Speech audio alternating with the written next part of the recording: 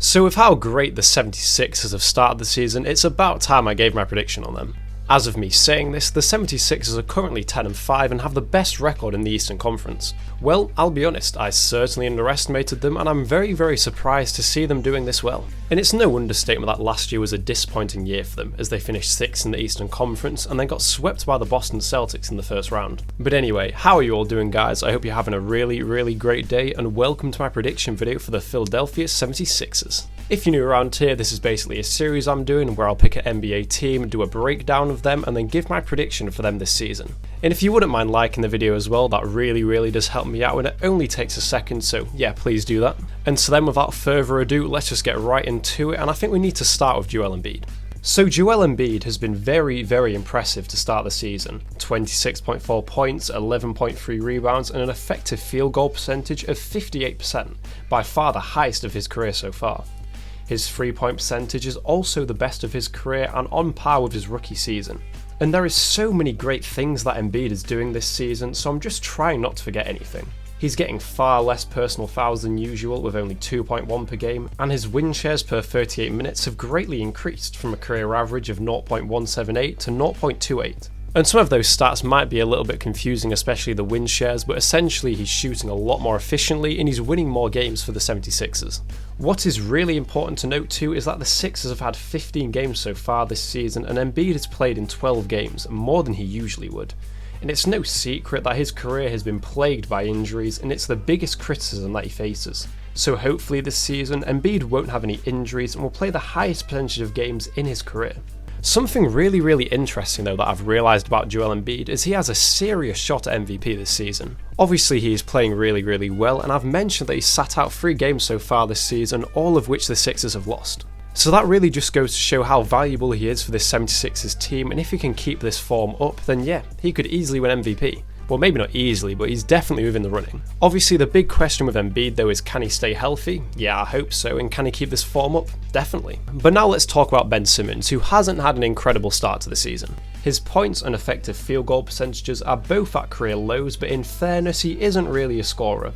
He's still dishing out 8 assists per game and grabbing 9 rebounds, but I wouldn't say he's improved since last season.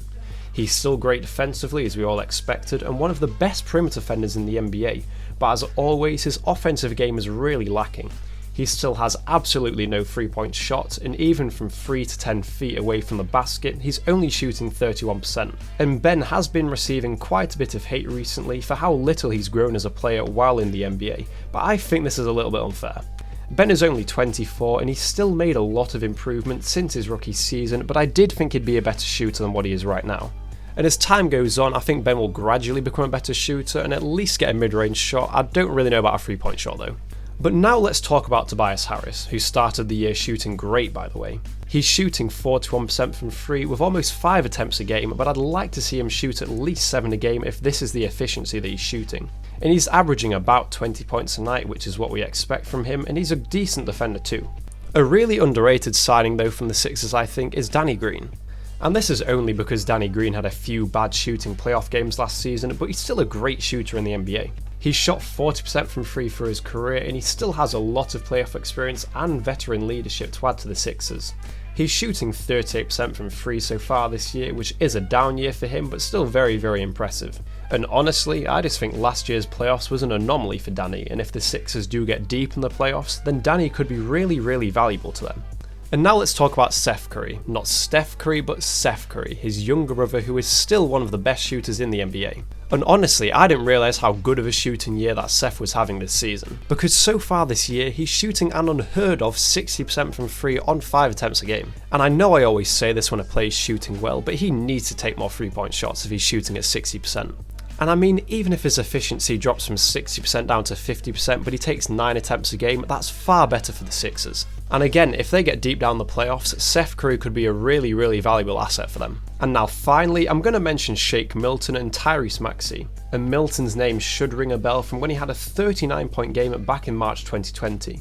And he's had a very nice start to this year, averaging 17 points a game, and with him mainly coming off the bench. And he's not a half-bad defender either, which seems to be a theme running with the Sixers, and their defense is the 5th best in the NBA to back this up. And then the rookie Tyrese Maxey didn't play much for his first 9 games, but like Shake, he had a breakout game with 39 points.